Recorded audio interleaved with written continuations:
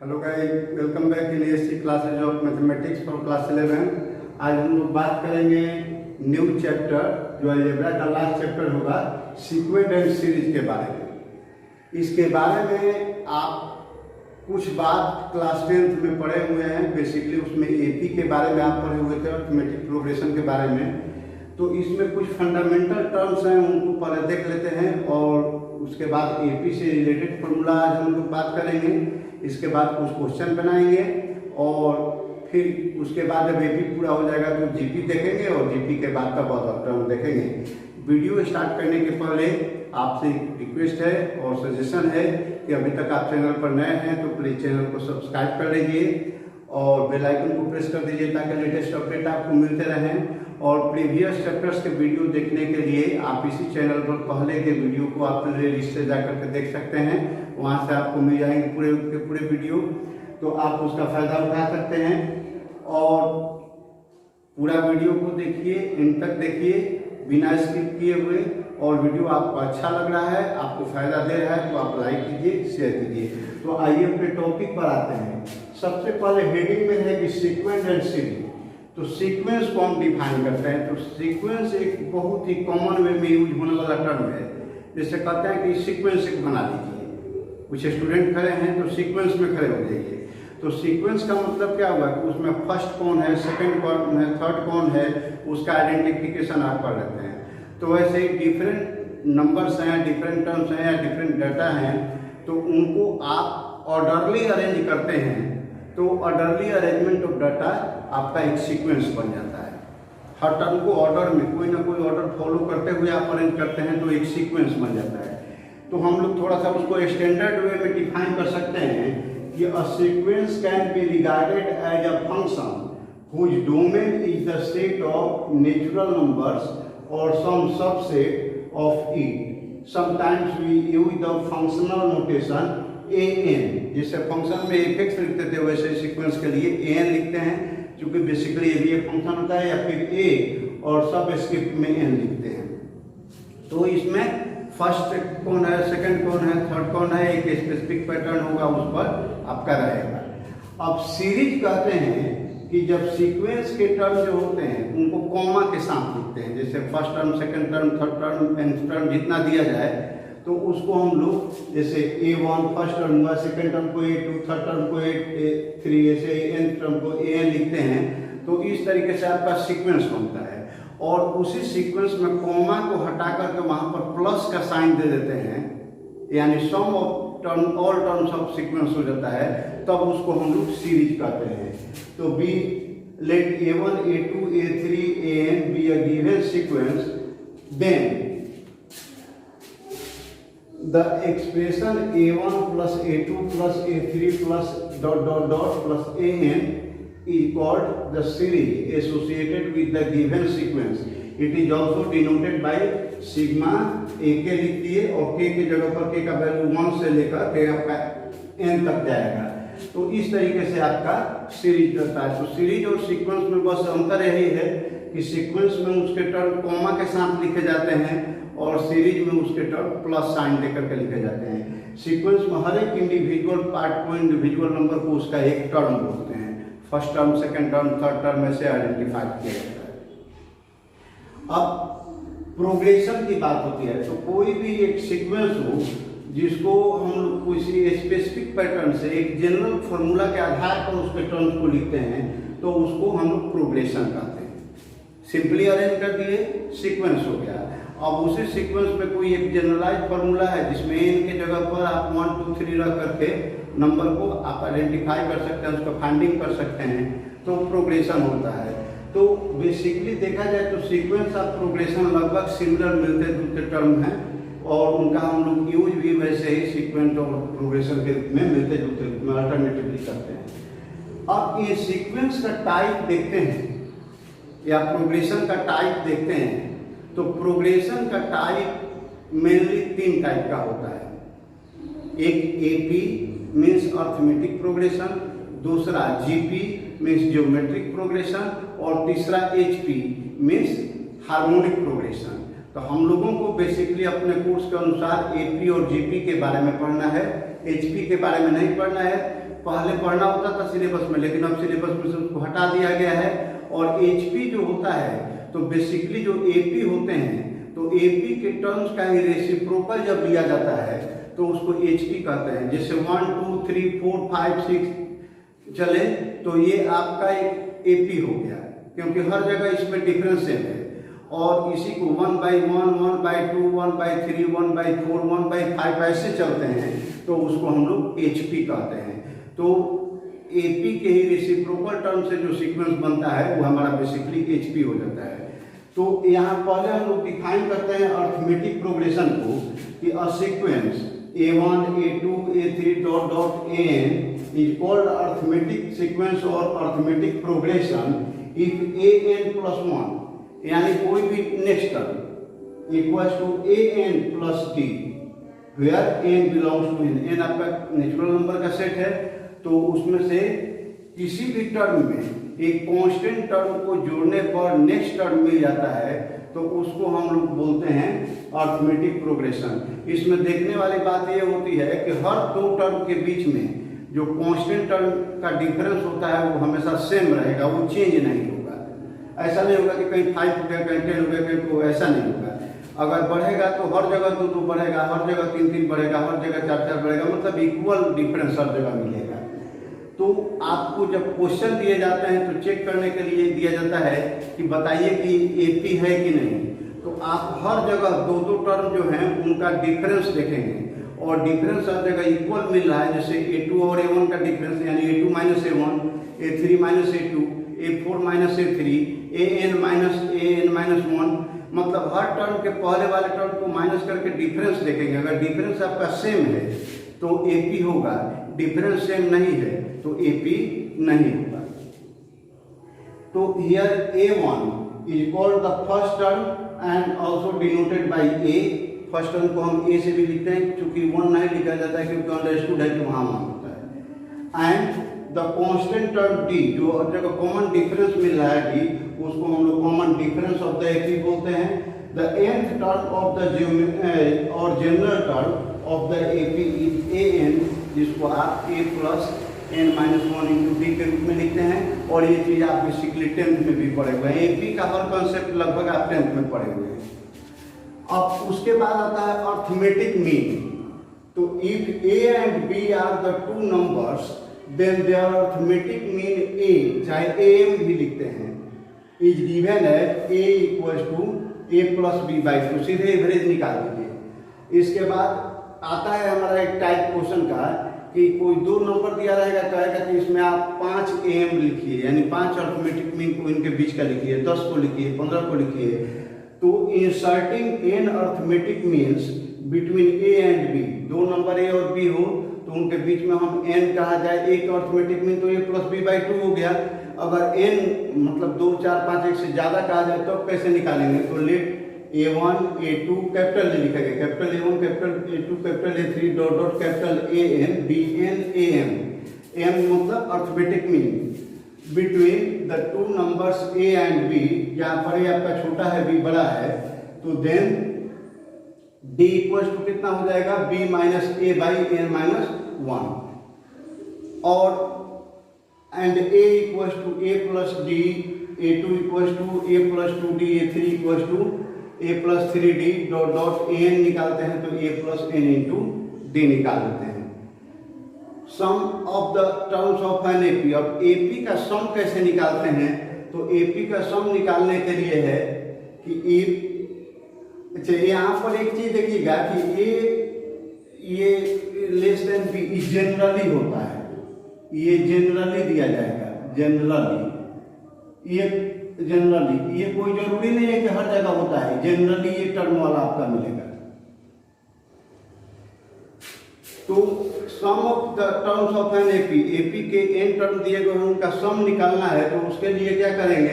तो फॉर्मूला तो दिया जाता है a1 a2 a3 dot dot dot an are the n terms of an AP, then the sum of first n terms of the AP is given as Sn, यानी sum of first n term, तो equals to n by 2 into 2a plus N minus one into D. अच्छा है, इसको लिख सकते हैं कि N equal to N by two into ए।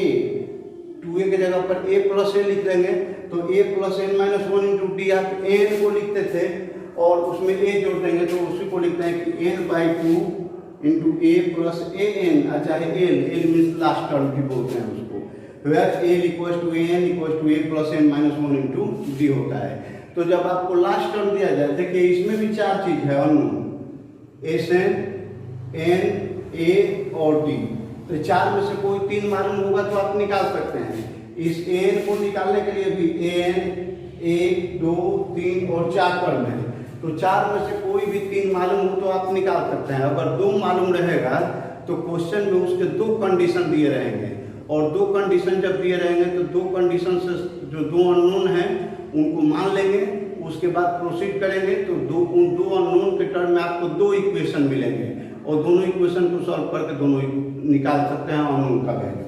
अब इसी तरीके से इसमें एक और भी फॉर्मूला यूजफुल होता है, कहीं कहीं डी निकालने के लिए कहा जाए तो एन में से ए एन माइनस वन को माइनस कीजिए।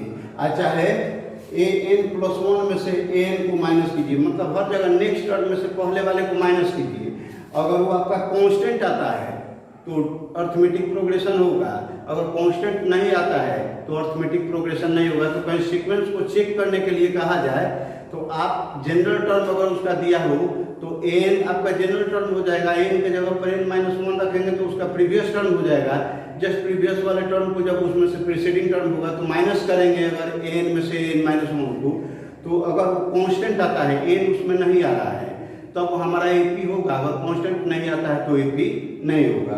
फिर उसी में यूजफुल फॉर्मूला दूसरा होता है कि एन निकालना हो तो ए एन निकालने का मतलब S N minus S N minus one, यानी एन टर्म तक का सम और माइनस उसके प्रीसीडिंग टर्म तक का सम। ये माइनस कर लेंगे तो ए एन निकल जाएगा, और ए एन में से जब ए एन माइनस वन को माइनस करेंगे तो उसका कॉमन डिफरेंस निकल जाएगा। तो ये सारे फॉर्मूला थे जो एपी में यूज होने वाले हैं। इसके अलावा कहीं कहीं आपको मिलेगा क्वेश्चन में कि कोई दिया गया है जिस पर एनालिटिकल टाइप से प्रूफ करना होगा कि देखिए कि ये बीसी अगर एपी में है तो उसका कुछ दिया होगा रिजल्ट कि ये भी एपी में होंगे। तो वहाँ पर हमेशा ध्यान दीजिएगा कि अगर कोई भी एपी हो तो उसमें इक्वल टर्म को जोड़ा जाए या इक्वल टर्म को घटाया जाए, चाहे इक्वल टर्म को मल्टीप्लाई किया जाए या इक्वल टर्म्स को डिवाइड किया जाए, तो जो भी रिजल्ट मिलेगा वो आपका निश्चित रूप से एपी होगा। यानी एपी के डिफरेंट टर्म्स में अगर इक्वल नंबर को ऐड करते हैं, सब्ट्रैक्ट करते हैं, मल्टीप्लाई करते हैं या डिवाइड करते हैं तो जो न्यू सीक्वेंस मिलता है वो न्यू सीक्वेंस भी आपका निश्चित रूप से एपी ही होता है। और एपी में भी जनरल टर्म में उतना ही नंबर को प्लस करना पड़ेगा या माइनस करना पड़ेगा या मल्टीप्लाई करना पड़ेगा या डिवाइड करना पड़ेगा। तो इस तरीके से एपी के डिफरेंट फॉर्मूला को हम लोग देखें। अब इसके एक्सरसाइज से रिलेटेड कुछ क्वेश्चन को देखते हैं। एक्सरसाइज 9.1 में देखिए कह रहा है कि right the first 5 terms of each of the sequences in exercise 1 to 6 whose nth term are given. यहाँ पर जनरल टर्म nth टर्म दिया गया है आपको और कह रहा है कि 1 से 6 तक में सब में आपको निकालना है फर्स्ट 5 टर्म, यानी A1, A2, A3, A4, A5 निकालना है। हम इसका एक एग्जाम्पल लेकर के दिखा दिए, जिससे 6 में आप किसी में भी एंथ निकाल सकते हैं, सिंपल कैलकुलेशन है। एक माइनस का पावर वगैरह दिया है, 5 नंबर को हम अब किए हैं, जैसे ये हिंट के रूप में आप लिख लीजिएगा इसको, हिंट फॉर 5। तो एन दिया हुआ है कि -1 का पावर n - 1 इंटू 5 का पावर n + 1 दिया हुआ है। तो इसमें हम लोग क्या करेंगे, पहला टर्म जब निकालना है तो a1 = -1 का पावर n के जगह पर 1 रखना है। तो 1 - 1 इंटू 5 का पावर 1 + 1 यानी -1 का पावर 0 इंटू 5 का पावर 2। तो किसी भी नॉन जीरो नंबर का जब पावर 0 देते हैं तो 1 होता है, तो 1 इंटू 5 का पावर 2 यानी 25, तो ओवरऑल 25 हो गया। इसी तरीके से आप निकाल सकते हैं a2 -1 का पावर 2 - 1 इंटू 5 का पावर 2 + 1। तो -1 का पावर 1 हो गया, 5 का पावर 3 करेंगे, 2 + 1 तो 3, तो -1 इंटू 125 तो इक्वल टू -125 हो गया। एंड सो ऑन लिख दिए हैं। इसी तरीके से आप A3 निकालिए, A4 निकालिए, A5 निकालिए, तो हर एक क्वेश्चन में 5 तक निकालना है आपको। इसके बाद 7 नंबर क्वेश्चन से कह रहा है कि find the indicated terms in each of the sequences in exercise 7 to 10 which n terms are। अब n टर्म 7 से दिया गया है, तो जैसे 7 में दिया गया है कि 4n-3 और निकालना है आपको A17 A24 निकालना है। तो 7 से लेकर के 10 में जो भी दिया गया है ऐसे ही निकालना है। A17 का रहा है तो n के जगह पर आप 70 रखिए, 4 × 17 - 3 यानी 68 - 3 तो 65 हो गया। A24 रखेंगे तो 4 × 24 - 3 यानी 96 - 3 तो 93 हो गया। तो हेंस A17 = 65, A24 = 93। और इसी तरीके से उसमें जो जो दिए गए हैं सबका आप n के जगह पर जो भी वैल्यू दिया गया है, जैसे 8 में दिया गया है n का पावर 2/2 का पावर n, तो देयरफॉर A7 का मतलब क्या होगा, 2 का पावर 7 का पावर 2/2 का पावर 7, तो 7 का पावर 2 हो जाएगा 49, अब 2 का पावर 7 कर लीजिए, जितना आता है 128 पर आएगा, तो देख लीजिएगा जितना आएगा उतना लिख लीजिएगा। 19 का भी वैसे ही है। इसके बाद 11 नंबर क्वेश्चन में कह रहा है कि right the first 5 terms of each of the sequences in exercise 11 to 13 and obtain corresponding series. तो देखिए यहाँ पर क्या हो गया कि A1 का वैल्यू दिया हुआ है आपको कि 3 है, और n का वैल्यू दिया है 3n-1 + 2 for all n greater than 2। तो इसको कंडीशनल सीक्वेंस करते हैं। जब तक पहले टर्म का वैल्यू नहीं निकालिएगा आप नेक्स्ट टर्म में नहीं जा सकते हैं। तो अब यहाँ पर A1 तो 3 हो गया और n दिया हुआ है कितना, तो n = 3an-1 + 2 for all n greater then 1, यानी 1 से जब ज़्यादा रखेंगे इनका वैल्यू तो सब में ये फॉर्मूला लगाना है। तो क्लियरली A1 का वैल्यू 3 हो जाएगा। A2 जब निकालेंगे तो 3 × A1, एक कम करेंगे तो 3 × A1 + 2 यानी 3 × 3 + 2 तो 9 + 2 तो 11 हो गया। इसी तरह A3 निकालेंगे तो 3 × A2 + 2, तो 3 × 11 आया है +2, 33 + 2 यानी 35। फिर A4 निकालेंगे तो 3 × A3 हो जाएगा, एक कम करेंगे तो +2 यानी 3 × 35 + 2 तो 105 + 2 यानी 107। फिर A5 निकालेंगे तो 3A4 + 2 यानी 3 × 107 + 2 यानी 321 + 2 यानी 323। तो फर्स्ट 5 टर्म का सीक्वेंस कितना हो गया है, तो 3, 11, 35, 107, 322। और सीरीज हम नहीं लिखेंगे, आपको लिखना हो तो सीरीज लिखिएगा, क्योंकि इसमें सीरीज भी कर रहा है फाइनली लिखने के लिए। तो देयरफॉर रिक्वायर्ड सीरीज इक्वल्स में यहाँ लिख भी सकते हैं कि देयरफॉर रिक्वायर्ड सीरीज। तो सीरीज आपका कितना हो जाएगा, तो 3 + 11 + 35 + 107 + 323, ये आपका आंसर हो जाएगा। इसी तरीके से आगे दिया हुआ है ये 14 नंबर 12, 13 ऐसे ही बनेगा कंडीशन में। और फिर 14 में कह रहा है कि the Fibonacci series sequence is defined as 1 = A1 = A2 and n = an-1 + an-2 for n greater than 2। तो फाइंड करना है an+1 बाई an का वैल्यू n = 1 2 3 4 5 के लिए। तो n का वैल्यू जब 5 तक रखेंगे तो हमको n+1 यानी ये 6 तक का वैल्यू निकालना होगा। तो फाइबोनाची सीक्वेंस में a = A1 = A2 है, n का वैल्यू दिया है an-1 + an-2 n greater than 2 के लिए। तो जब an+1 बाई n निकालना है n = 1 2 3 4 5 के लिए, क्वेश्चन लिख दिए क्लियरली। यहाँ पर A1 का वैल्यू 1 होगा, A2 का वैल्यू भी 1 होगा, दोनों दिया हुआ है। A3 का निकालेंगे तो क्या कर रहा है कि n-1 यानी 3 - 1 करेंगे तो 2 होगा, या +3 - 2 करेंगे तो 1 होगा, यानी A1 A2 + A1, तो 1 + 1 यानी 2 हो गया। A4 का निकालेंगे तो A3 + A2 हो जाएगा वैसे ही, तो 2 + 1 3 हो गया। A5 का निकालेंगे तो A4 + A3 यानी 3 + 2 तो 5 हो गया। A6 का निकालेंगे तो A5 + A4 हो जाएगा, यानी 5 + 3 तो 8 हो जाएगा। तो अब an+1 बाई an निकालना है तो 1/1, फिर 2/1, 3/2, 5/3 और 8/5 हो जाएगा। इसको सीधा कर लेंगे तो 1 2 3/2, 5/3 और 8/5 हो जाएगा। इसके बाद 9.2 में आते हैं तो 9.2 में कहा है कि find the sum of odd integers from 1 to 2001। यहाँ पर एक चीज ध्यान देने वाली बात है, क्वेश्चन में कंफ्यूजन करता है। ऑड इवन हो तो वहाँ पर डायरेक्ट बात है कि दो बढ़ेंगे, डिफरेंस 2 होगा। कॉन्सिक्यूटिव नंबर्स कहा जाए, कॉन्सिक्यूटिव इंटीजर कहा जाए, कॉन्सिक्यूटिव नेचुरल नंबर कहा जाए तो 1 बढ़ेगा, कॉमन डिफरेंस 1 होगा। और नहीं तो 5 का मल्टीपल, 7 का मल्टीपल, जिसका मल्टीपल कहा जाए तो उतने बढ़ेगा। 5 के मल्टीपल के केस में 5 बढ़ेगा, 3 के मल्टीपल के केस में 3 बढ़ेगा, एंड सो ऑन, ऐसे ही बढ़ते जाएगा। कॉमन डिफरेंस वही होगा। लेकिन मेन ध्यान देने वाली बात है कि कभी कभी देता है कि from this number two this number या फ्रॉम ए टू बी के फॉर्म में देता है, तो इसका मतलब हुआ कि उसमें ए को भी इंक्लूड करना है और बी को भी इंक्लूड करना है, बीच के भी टर्म को इंक्लूड करके ऐड करना है। और अगर बिटवीन कहा जाए, बिटवीन ए एंड बी, तो इसका मतलब कि आपको ए नहीं लेना है, बी नहीं लेना है, केवल उसके बीच वाले टर्म को लेना है। तो क्वेश्चन में जरूर ये देखिएगा कि फ्रॉम दिया है और टू या फिर बिटवीन के टाइप में दिया हुआ है।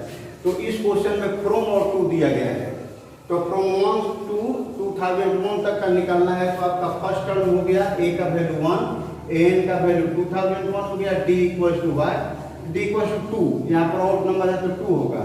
और ए से निकालना है तो वी है N equal to A plus N minus 1 into D आप पढ़े हुए हैं, तो यहाँ पर 2001 plus 1 plus N minus 1 into 2002। तो अब 1 इधर आकर माइनस करेगा तो 2000 हो जाएगा इक्वल टू ये 2 इंटू एन माइनस 1, तो एन माइनस 1 का वैल्यू कितना हो जाएगा 2000 बाई 2 कट जाएगा तो ये आपका आ जाएगा 1000।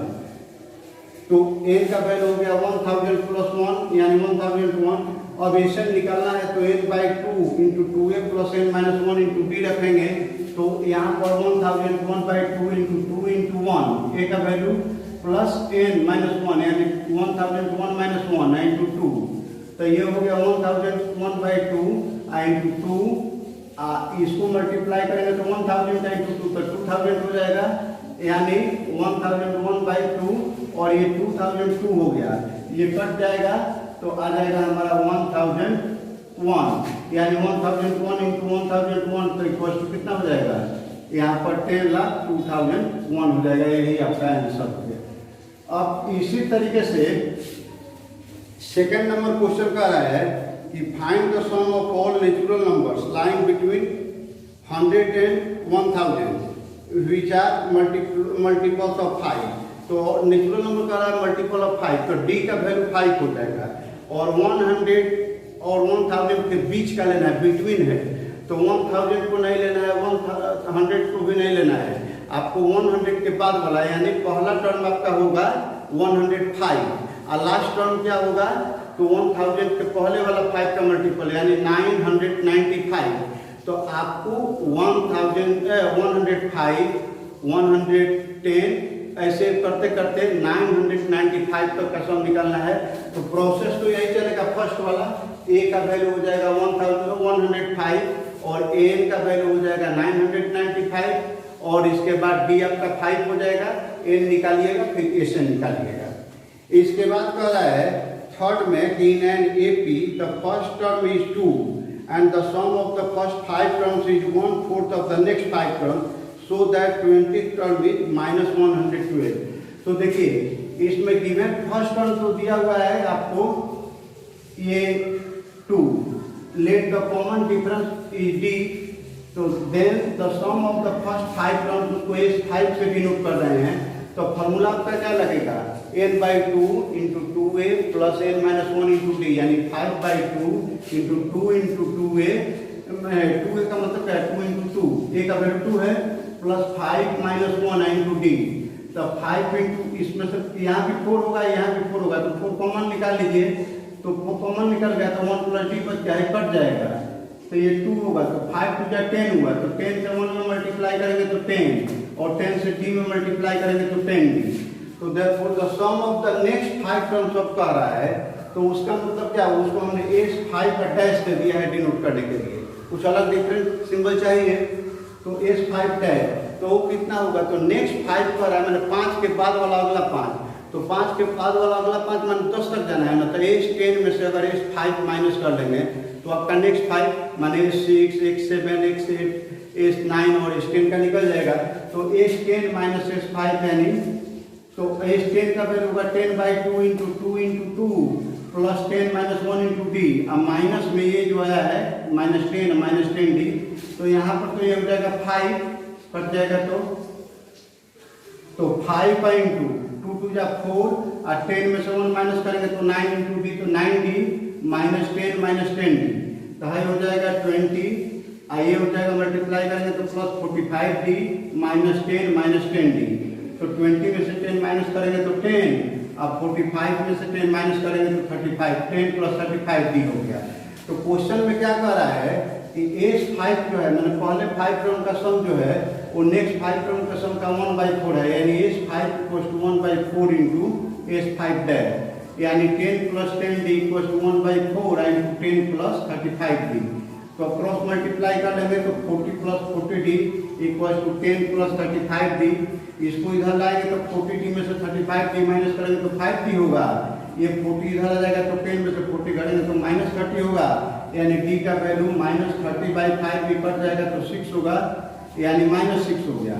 तो 820 का वैल्यू क्या होगा, तो 2 प्लस 20 माइनस 1 इंटू डी यानी -6, ताकि n का value a plus n minus 1 into D होता है, तो यानी 2 प्लस इसको 19 होगा, 19 में 6 से मल्टीप्लाई करेंगे तो 114 होगा, तो -2 प्लस -114 सिंपल करेंगे तो -112 आ जाएगा।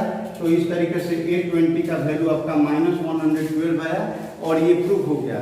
तो इस तरीके से आप थर्ड क्वेश्चन को देखें, आगे के क्वेश्चन को भी आप अपने से कोशिश करके बनाइएगा और हम लोग अगले वीडियो में मिलेंगे तो इसके आगे के क्वेश्चन को हम लोग देख लेंगे, और जब ये क्वेश्चन एक वीडियो में पूरा हो जाएगा तब उसके बाद जीपी की बात करेंगे। तो मिलते हैं अगले वीडियो में, तब तक के लिए thank you, best of luck.